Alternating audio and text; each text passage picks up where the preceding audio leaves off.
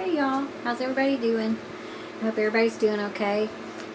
Today I wanted to do a little video about Valdez, Alaska. I've done some other videos. I did one on Sitka already, and I have a lot more planned that I want to do. But today I think I'm going to kind of focus on the Valdez area, getting to Valdez and what's to do there. Valdez is one of my most favorite places in Alaska. I know I probably say that about every single place I talk about in Alaska, but Valdez is actually probably top 3 places in Alaska. Absolutely love Valdez. It's beautiful there. And the water is amazing in Valdez. Just this beautiful, beautiful blue color. There's glaciers. It's just beautiful. So to get to Valdez, there's several ways you could go, and you could actually, if you were traveling from the lower 48 and you just wanted to go and get a good taste of Alaska and see what it's all about, Valdez would be a really good place to go. You could stay there 2 or 3 days or whatever you wanted to do, or if you just wanted to make a day trip out of it, that would be possible also. I recommend planning to spend at least 2 days.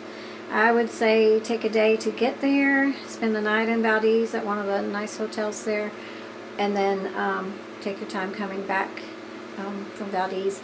Or you could possibly, when I took my sister there, we actually caught a ferry in Valdez and took it to Whittier. You do have to plan ahead for that. If you're planning to take your car on there or whatever, you need to check out the Alaska Marine Highway, which I did a video on that a little bit a while back. But the Alaska Marine Highway is the ferry system, and a lot of times the ferry is sold out, so that would be something that I would recommend that you plan ahead to do. And again, I would recommend that you get one of the mileposts and kind of plan out your trip, plan out your day through there, because the milepost, as I've told you before, it has every single mile post there. It tells you what's on the way, what to see, what kind of wildlife has been spotted in the area in recent times, and just all sorts of things like that. It tells you where the gas stations are and things like that. The main gas station that you'll want to get gas at if you do go to Valdez, no matter which direction you go from, whether you go there from Fairbanks or from Anchorage or from wherever you go there from, you really do need to stop in Glen Allen and get gas there at one of the Glen Allen gas stations. There's a general store there. It's like an old-fashioned general store. It's a really neat, interesting place to go in and look. There's actually even a Radio Shack shop inside of the general store. It's a really unique store. I absolutely love to stop there when I'm going down to Valdez. And like I said, that's where you really do need to stop and get gas. If you're in Alaska, you really, really need to make sure that you keep your tank filled up.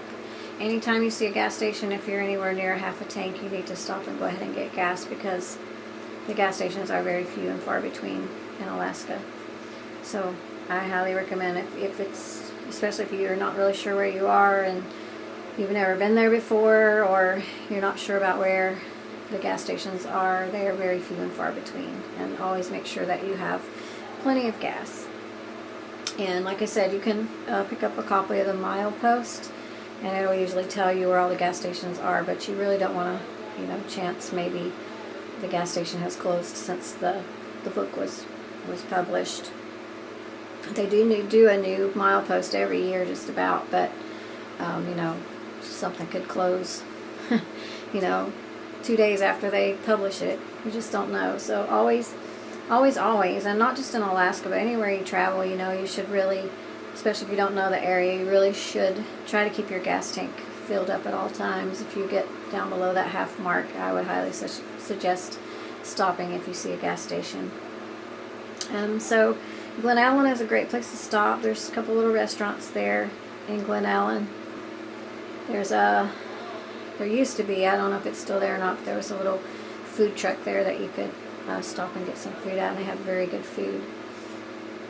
Like I said, there's the gas station, the general store. Um, that's pretty much it. And once you get through Gillen Allen, you're gonna get way out there in the middle of nowhere, basically.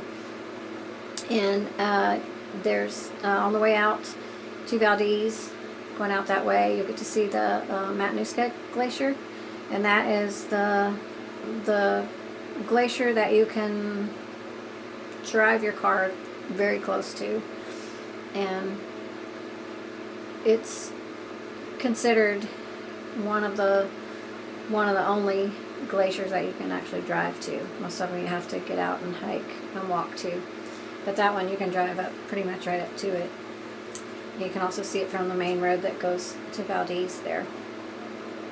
And you'll go down through there. You can, if you wanted to make a stop off at the Wrangell St. Elias National Park, you would have to turn off the main road.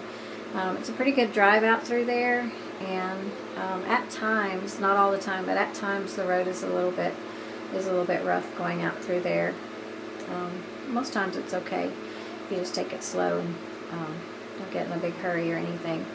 Beautiful area out there. There's campgrounds. There's just there's an old gold mine out there. Just all sorts of things to do out there in the Wrangell St. Elias National Park. But if you don't want to go out there, you don't have to go out there. You can just go straight to Valdez. And on your way to Valdez, you're going to see some of the most beautiful scenery you'll ever see in your life. It's some of the most beautiful scenery I've ever seen in my life. If you like waterfalls, it is so, so beautiful.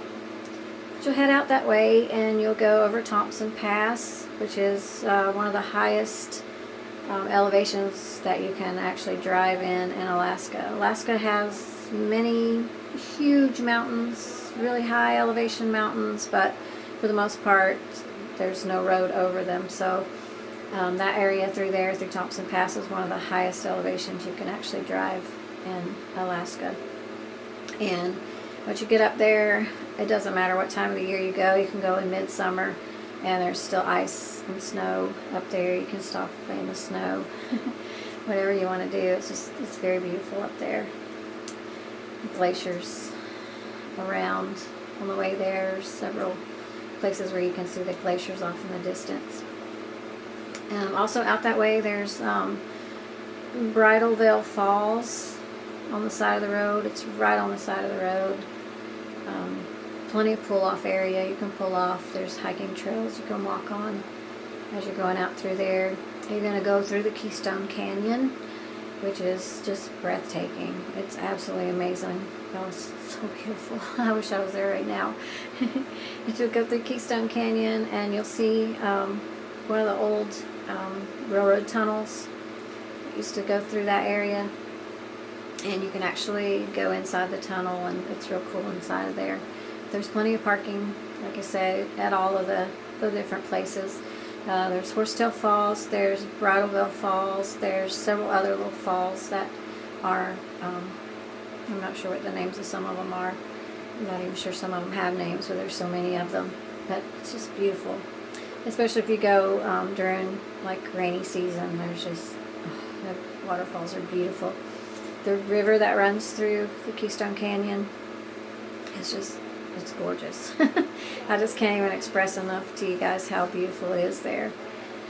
So you'll go through there, you'll go past all the waterfalls, you'll go through a couple little communities that are really pretty unique little communities as you go along. There used to be a guy there, I'm not sure if he still does or not, but there used to be a place there where this guy made homemade knives, like pocket knives and Bowie knife kind of things. Beautiful. He made the handles, he made the blades, everything. He just was completely handmade. And what else is out there? You just keep going. You get on out there. You'll get to Valdez. You'll start coming into Valdez, and there's like a couple of communities in Valdez that are really cool. And once you get to Valdez, there's a lot to do in Valdez. They have several restaurants. There's a couple of hotels. It's right there at the marina. You can go on a fishing charter. You can go on helicopter rides. You know, there's a place where you can go take a sled dog ride. There's just an enormous amount of things to do in Valdez. There's a fish hatchery there. Just as you get right into town, you can go down to the fish hatchery. You can ask anybody in the area about it too. And if you have your milepost, you can actually look at your milepost and it'll tell you all about the fish hatchery there. You can walk around, look at the fish hatchery, and there's a place there where you can just park. There's a huge parking lot there. There's a campground down in there too, a place to go camping. And you go down in there, it's an inlet, and where the fish hatchery, where the fish let out of the hatchery, the sea lions and the sea otters are all over the place. They come there and they get the salmon that comes out of the fish hatchery, and it's just amazing. There's also a beautiful waterfall on that road too. You can actually see it from the fish hatchery. It's across the road. And once in a while, sometimes the bears will come down in there also to catch some of the salmon that's coming from the fish hatchery. So it's a really neat place to go. It's where the pipeline ends there in Valdez. That's where all the fuel through the pipeline ends up, and that's where they ship it out. They refine it. There's a refinery there. It's also where, unfortunately, they've had a couple of oil spills. Back several years ago, they had the Valdez oil spill, and you can still, even to this day, you can still see kind of the markings on the rocks where the oil was. It was a really bad thing that happened there in Valdez. But as you're going there, just before you get into town, you can actually stop. The pipeline crosses the road there, and you can actually stop and see the pipeline, get your picture taken with it, and all that kind of stuff, if you're interested in that kind of thing. Which it is kind of interesting. I've been all the way from one end of the pipeline over in Prudhoe Bay, where they get it off the ships, and where it comes, from the rigs out there on the ocean. And that's where it starts, and then it goes all the way across the whole state of Alaska, which is just amazing to me. That pipeline is so cool. And then you can, like I said, you can stop there and get your picture taken, get on into Valdez. There's hiking trails. There's just so much to do there. It's beautiful. There's a glacier. Oh, there's another glacier too on your way to Valdez called Worthington Glacier. It's beautiful. You can hike up to it, and it's a really nice little park there. You can overnight camp there. I've done it several times. Sleep in your car, whatever. Nice bathrooms. There's bathrooms all along the way out through there. Alaska's, even their vault, porta potty, I guess you'd call them. They're very, very nice. They put this blue liquid in there, and it actually makes the whole thing smell really good. And there's people who drive up and down the highway every day, and they have a big hose, and they wash out the whole porta potty, and they make sure the blue stuff is in there, and they drain it and all of that. And the porta potties are actually really nice in Alaska.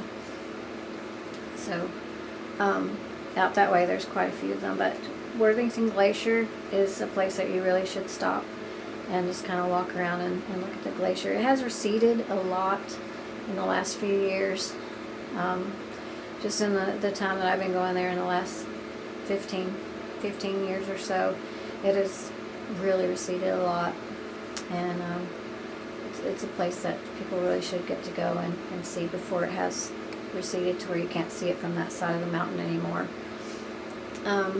So Worthington Glacier, Keystone Canyon, Thompson Pass, waterfalls. There's actually a glacier, a small glacier. It's not a very big one, but it's kind of neat to go out there because there's a lot of ice, big icebergs floating around out there on the water. The water's super cold. see a lot of wildlife in that area. But you can go out there and walk around. It's actually Valdez Glacier. That's what it is, the Valdez Glacier. But it's down a dirt road, gravel road. There's camping back in there too. There's also a shooting range back in there, though, really close to the campground, and it's always kind of noisy back there. So if you want peace and quiet, don't go to that campground because of the shooting range. There's also a small airport there. You can, like I said, you can catch flight seeing planes from there. I think you can actually fly there from Anchorage if you get on one of the smaller planes. You can actually fly into Valdez, just a small airport. And like I said, you can go on a fishing charter. Amazing fishing area. You can go on, I think they have a whale watching tour now. I'm not sure though. I know for a long time they didn't have one in Valdez. They just had the fishing boats and fishing charters and things like that. But there's a lot more to do now. And there's some little shops down in there for your souvenirs and things. Really cool. And the docks, like I said, the marina down there, the dock is just beautiful. Just beautiful scenery down there. And there's a boat ramp that goes down, and when the salmon are running, you can actually go down in there and you can just pick the fish right up out of the water. If you want to catch a salmon and hold it up and get a selfie with it, just walk down that boat ramp and catch a salmon. You can do the same thing in Whittier too. But yeah, Valdez is just an amazing place. The water is just wow. And what else is there? So there's shops, there's hotels, there's campgrounds, there's restaurants, there's just about anything you would want to do. And like I said, the scenery on the way there and the way back is just breathtaking. It really is. It's just amazing. Like I said, if you have the extra time and you can, I would suggest going to McCarthy. And McCarthy's another little area that's really cool. And the gold mine out at the Wrangell St. Elias National Park. And yeah, you can sometimes, see lots of different wildlife down there. On the way there, sometimes you can see caribou. You can see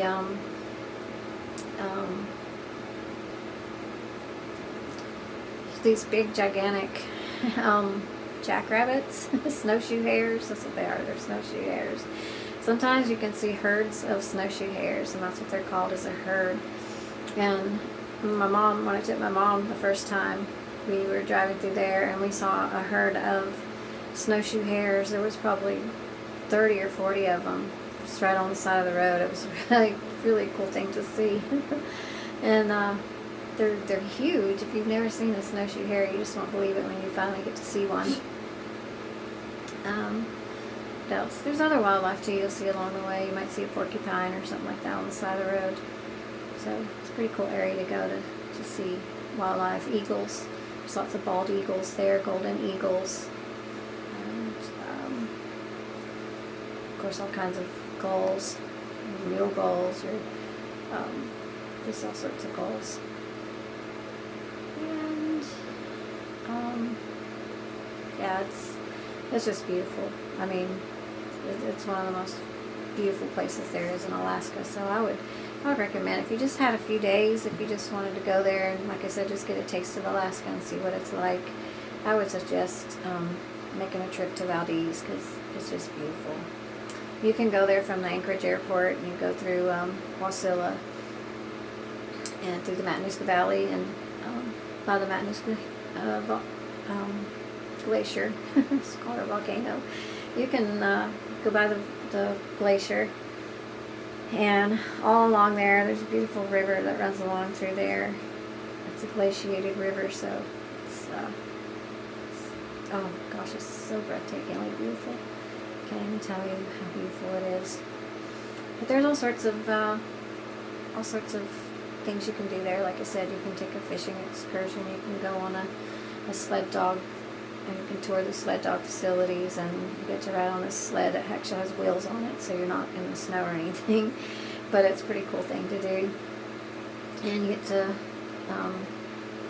play around with the baby snow dogs, the puppies. And yeah,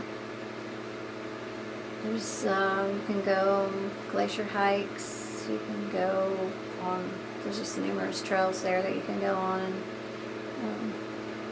it's a really beautiful place. I would highly recommend going to Valdez. That's just like I said, would make a good day trip. I do have one of the Valdez magazines here, one of the pamphlets.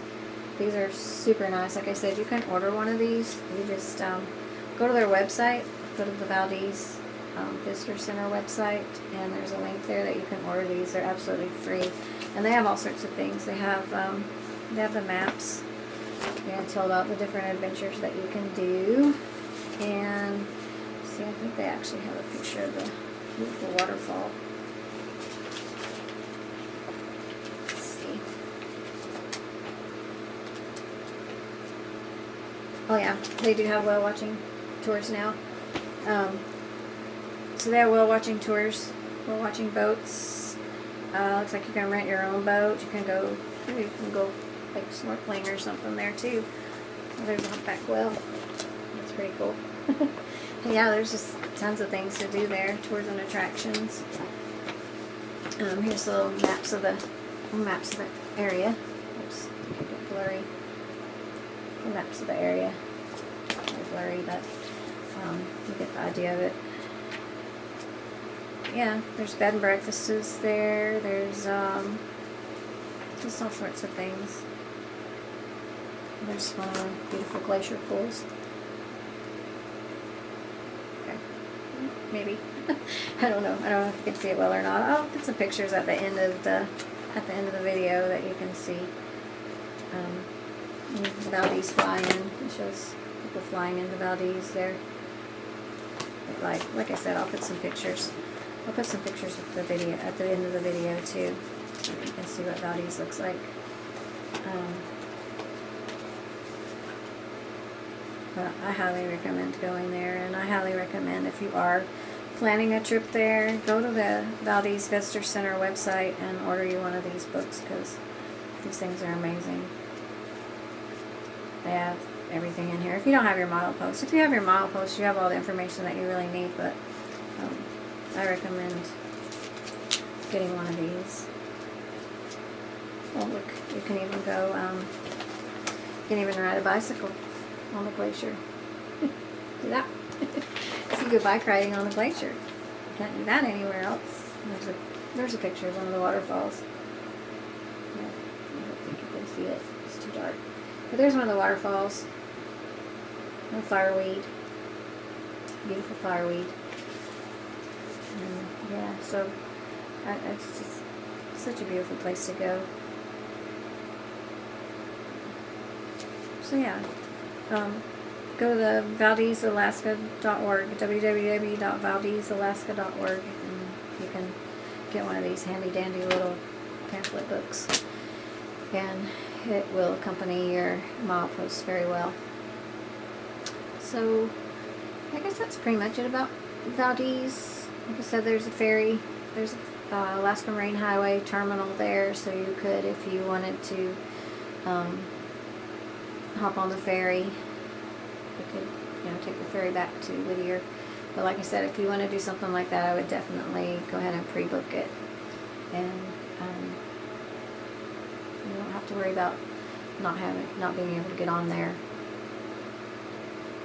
It's about from Valdez to Whittier is about, I want to say, around 5 hours on the ferry.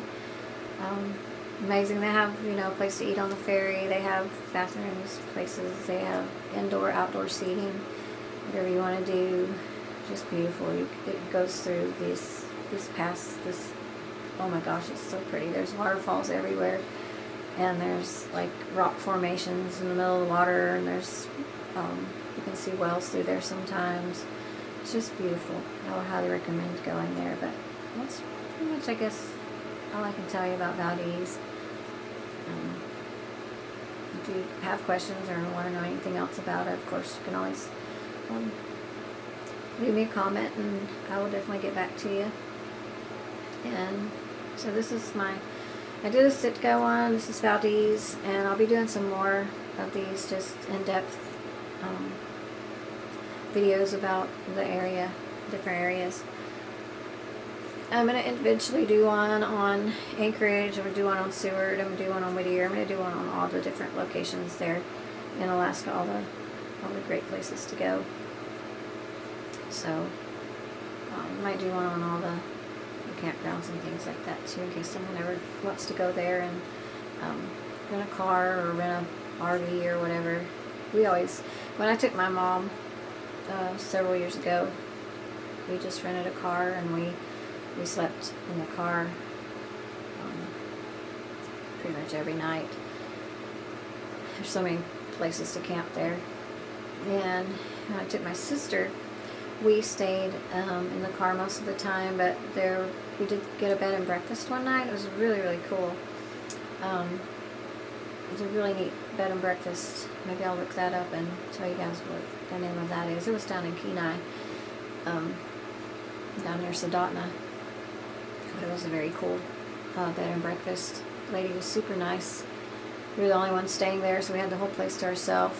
She brought us up. She had something to do the next day, so she wasn't going to be able to fix the breakfast. I guess normally she fixes the breakfast for you, but she brought us down some duck eggs and some reindeer sausage and some biscuit dough and bacon, all kinds of stuff she brought down for the refrigerator. She's like, y'all just get up in the morning whenever you get up, fix your breakfast, have your breakfast, and just, take your time,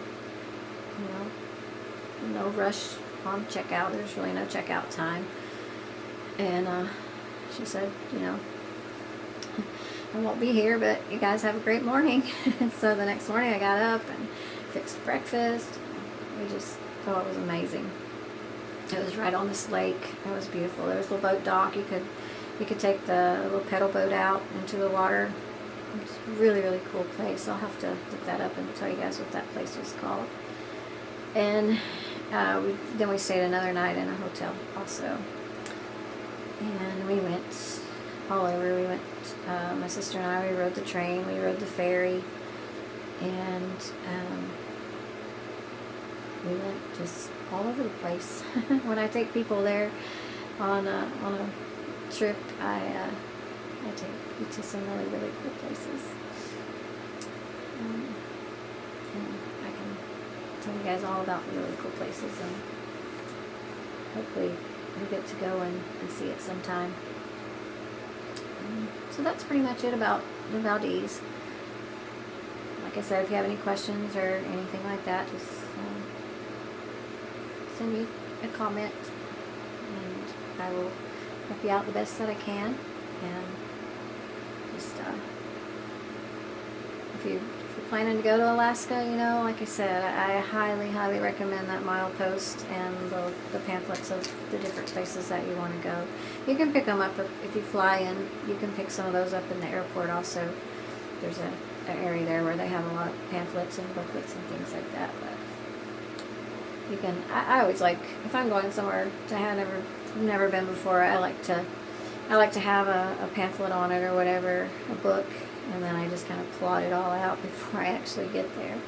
I'm spontaneous too. Sometimes I'll have some stuff planned out and then I'll see something else that I didn't see when I was planning it, and I'll just, change my plans a little bit. Yeah, so I guess that's it. I hope you guys enjoyed the video. And I hope you get a chance to make it to Alaska. I really do. And I'll be doing some more videos. Like I said, I'll be doing some more specific location videos, and still want to do some of those mock tours. So I'm going to take y'all on a train ride, I promise. And it'll be a whale watching boat too. And I'm going to do some animal presentations. I'm going to tell you guys all about puffins one of these days. I'm going to tell you all about all the wildlife in Alaska. So, thank you guys for being here. I appreciate it. And like I said, I hope you enjoy the videos. I hope they're informative, and I hope they inspire you to book a trip to Alaska. And I hope you have a great time once you get there.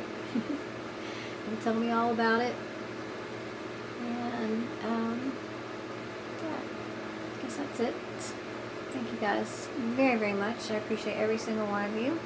And may God bless all of you. And may you always find a beautiful view out there. Thank y'all for joining me. Bye, y'all.